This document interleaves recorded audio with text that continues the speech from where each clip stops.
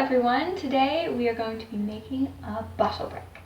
Now before we start, I just want to quickly touch on something. So you may have heard of these and know of them as eco bricks. I personally call them bottle bricks and it's perfectly fine. Eco brick, bottle brick, it's the same thing. But I just wanted to quickly chat about why I personally call them a bottle brick. So first of all, that's exactly what it is, a brick made out of a bottle.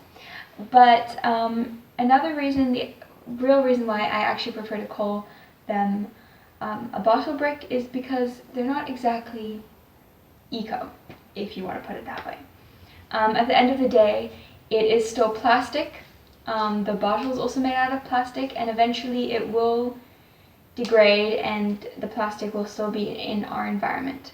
So it's a great tool to help you visualize how much waste you are creating, and it's a fantastic stepping stone, but it's not the solution. It is merely a stepping stone to get us to that next level where we are no longer actually having to produce as much waste, or if we have better ways of dealing with it. So that's just something that I just wanted to put out there so that maybe it helps you to think a little bit, but if you're still calling them eco bricks, it's fine. It's just I prefer to call them bottle bricks. Anyway, let's get on with making our bottle brick. So as I was saying, a bottle brick really is a brick made out of a bottle.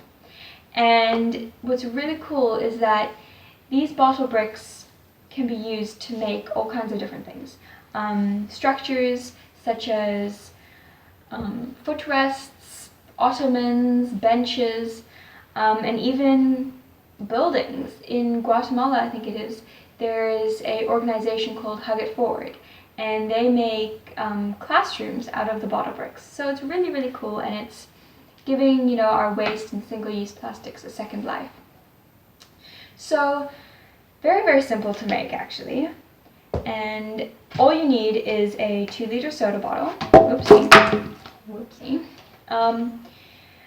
Preferably a 2-liter soda bottle because it is easier to build with this size, and it's easier to build when all the bottle bricks are the same size.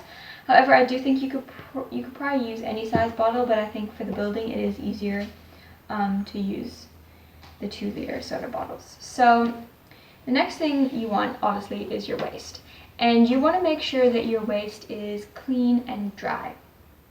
You don't want it getting all yucky inside your bottle. So this can just be anything from just non-recyclable waste to any waste that is just non-biodegradable. So here I've got like an old netted bag from like a pocket of oranges. I've got like a soft plastic from frozen sweet peas. I've got some foils and wrappers. I've got like a more hard plastic from a light bulb was in here. I've got an old dish sponge. I've even got an old pen. All this kind of stuff can actually go into your bottle brick. Then the other thing you're going to be needing is a pair of scissors and a nice sturdy stick to squish your waste. So to start off with, as I said, you're going to want to make sure that it's clean and dry. And then what we're going to do is we're just going to chop it up. Now, the reason why we chop up the waste is because, first of all, some stuff is just too big to fit in your bottle brick without being chopped up. The other reason is that you actually can fit a lot more waste into your bottle brick when it's chopped up and it's smaller. So we're just going to go ahead and put that in. We're going to put the pen in first now, I think, as well. That'll just go in on the side. Can't really chop that up. And then we're going to chop up some of this orange pocket. Oh, my scissors are so blunt. Okay, this. Gotta get myself a new pair of scissors. Oh gosh. Okay, if you're chopping up an orange pocket, it might be a good idea to either do it on a table because it releases a lot of fibers. Oh, that's another thing, microplastics. Or microfibers. See, all of our plastic waste gets degraded, but it doesn't biodegrade.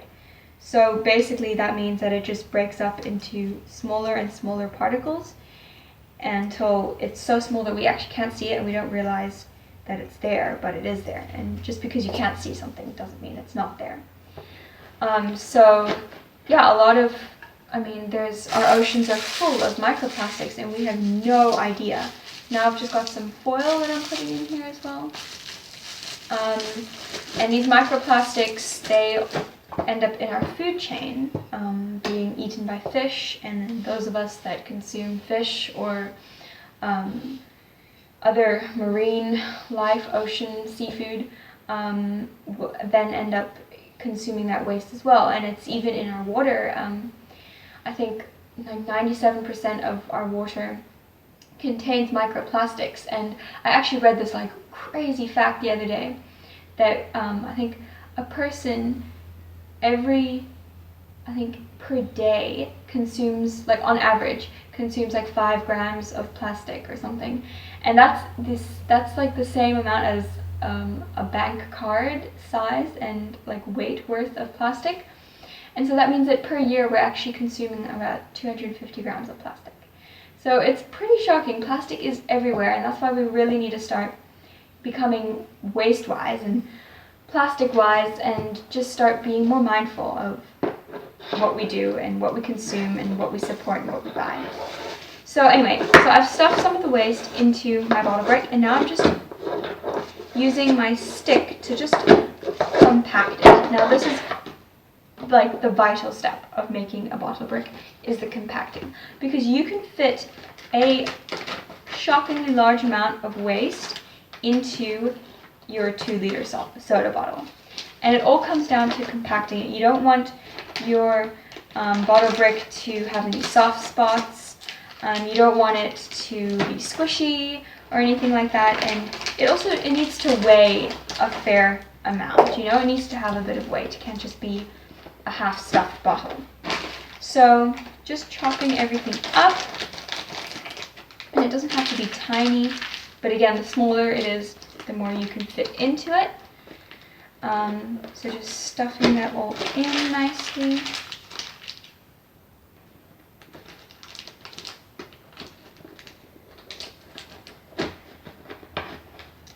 And then compacting it. And as you go along, you'll just compact more and more into the corners, squishing it down. Now, a nice test that you can do to make sure your bottle brick is nice and firm. This is a already made one that I made a while ago. So now a nice test that you can do is just get up and stand on your bottle brick, and if it doesn't squish like that under your weight, then you know it's a nice firm bottle brick. So that did not squish at all under my weight, so that means that my bottle brick is nice and sturdy, and it does weigh a little fair amount, so it'll be good for building. So literally this is all it is. It's just making sure your waste is clean, dry, chopping it up, and into the bottle brick it goes. So I hope that this has been helpful, and I hope that you get onto the bottle bricking. Another thing is, if you don't personally have 2-liter bottles or don't drink cool drink or anything like that, I personally don't, so I don't actually have these in my house, but I just ask friends or family if they have. So if you don't personally drink cool drink or anything like that, then it's a good idea just to ask friends or family if they have any 2-liter bottles. Another really good thing to do is to create a drop-off / collection point for bottles. So something that I've done is I've got a friend who owns a little restaurant, and I'm using her space as a drop-off and collection point for empty 2-liter bottles. So those of us that don't have bottles to make bottle bricks can still make bottle bricks, because people that do have bottles can just drop them off at the drop-off point, and then those of us that don't can go and collect and use them to stuff our waste in. And then once you've made your bottle brick, you can either keep it and collect all your bottle bricks and make your own structure. Like I'm personally collecting ours to make a footrest.